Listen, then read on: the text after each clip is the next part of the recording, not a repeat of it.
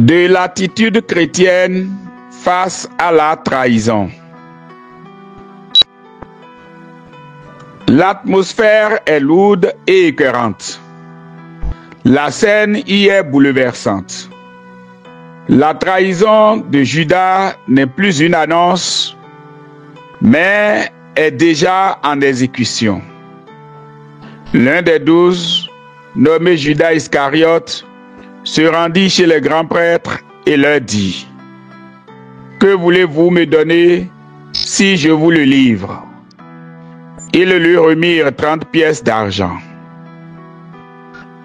L'attitude de Jésus face à la trahison de Judas dans cet évangile nous indique le chemin à suivre face à la trahison d'un ami.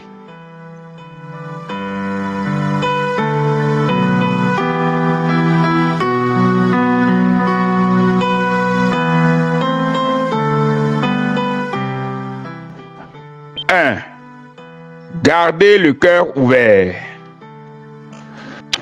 La grande amertume de la trahison réside dans le fait qu'elle ne vient jamais d'un ennemi, mais d'un proche qui a toute notre confiance. Jésus est profondément blessé. Mon âme est triste à en mourir. En plus des mensonges et des insultes de ses adversaires, il lui faut encore affronter la trahison d'un ami qui compte dans le cercle restreint des 12 apôtres. Il ne fait pas semblant de souffrir. Il est vraiment vexé. Toutefois, il ne rejette pas Judas, ne l'insulte pas, mais l'accueille plutôt à sa table et partage avec lui une bouchée de privilèges. Face à la trahison, nous avons le droit d'être blessés, mais nous sommes appelés à garder notre cœur ouvert comme Jésus l'a fait.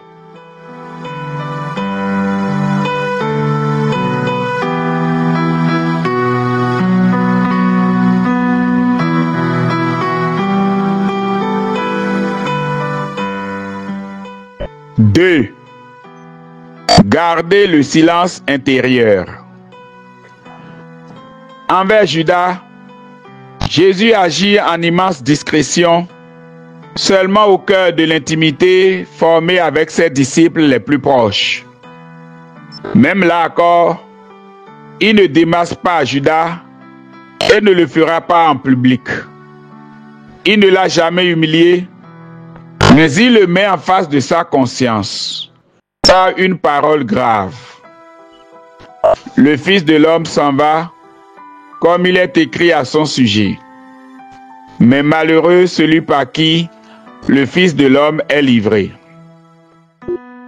Il ne le force pas au repentir et n'exerce sur lui aucune violence ou vengeance. Devant la trahison, nous sommes appelés à ne jamais répondre par la haine. Éviter de réagir par impulsion, garder la dignité et le silence intérieur et laisser la justice de Dieu agir en son temps.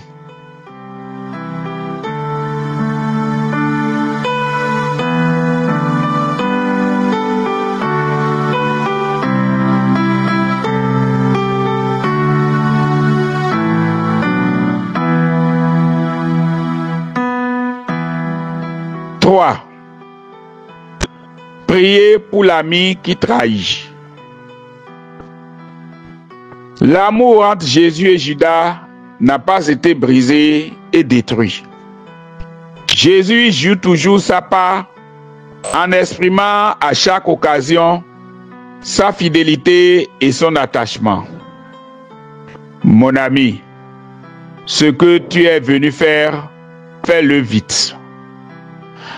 En l'appelant mon ami, Jésus révèle jusqu'où le mystère d'amour peut aller. Il n'approuve pas la faute, mais garde foi que le retour de l'ami est possible. Il garde l'espérance de sa conversion.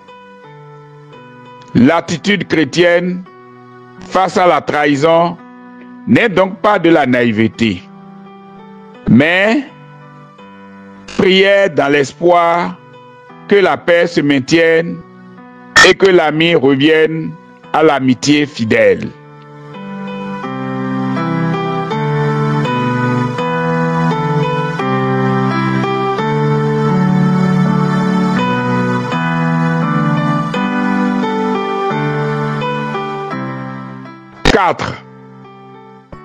Ne pas oublier l'objectif, c'est Dieu. Pour nous, de façon ordinaire, la première porte de sortie d'une trahison est de devenir méfiant, amer, rancunier ou de se fermer. Mais cette attitude est pour nous une poison plus mortelle que la trahison elle-même. Il faudra, comme Jésus, garder son cœur pur, orienté toujours vers Dieu, malgré la gravité de la blessure. Jésus ne perd pas le sens de sa mission et n'abandonne pas. Il la reçoit de Dieu et veut le lui rendre. Tout en respectant l'ami fidèle, il garde son regard tourné vers le bien et non vers le mal. Nous sommes donc appelés, en face de la trahison, à protéger notre cœur du ressentiment, à faire choix de façon exceptionnelle de la lumière de Dieu pour pardonner, non pas parce que la blessure est légère, mais parce que nous ne voulons pas que le mal ait le dernier mot.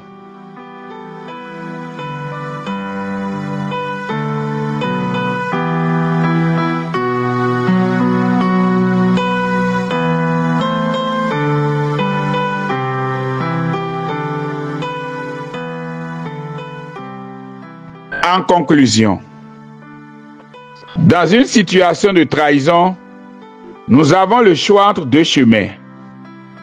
Celui réflexe du ressentiment et celui exigeant du Christ. Comme Saint Joseph, qui a su garder un silence méditatif devant toute situation bouleversante, choisissons le chemin du Christ, exigeant mais libérateur. Ainsi, nous sommes appelés à rester vrais, à ne pas trahir à notre tour, à garder la paix, à prier pour l'autre, à nous nourrir du silence méditatif et à laisser Dieu juger la cause. En un mot, s'engager à la construction de l'amour dans la fidélité, le silence et l'espérance, toute vertu que nous enseigne la vie de Saint Joseph. Le Seigneur soit avec vous.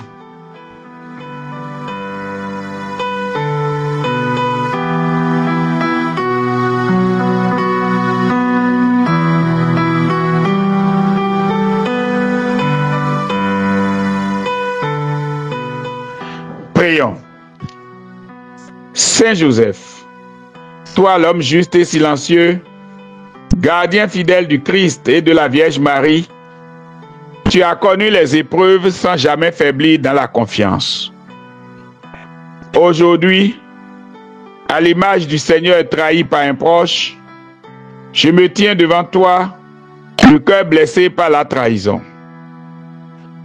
Quand le lien se brise, quand la confiance est trahie, quand le mal semble triompher de l'amour, je me sens vulnérable et tenté de désespérer. Toi qui as toujours choisi la voie de la fidélité, obtiens pour moi la force de ne pas céder à la peur, de ne pas répondre au mal par le mal, de ne pas périr dans le ressentiment ou la haine. Saint Joseph, protecteur des cœurs blessés, intercède pour que je reste debout dans l'épreuve, que je garde la paix du Christ dans mon âme et que je sois, même au cœur de la trahison, un témoin de l'amour fidèle de Dieu. Amen.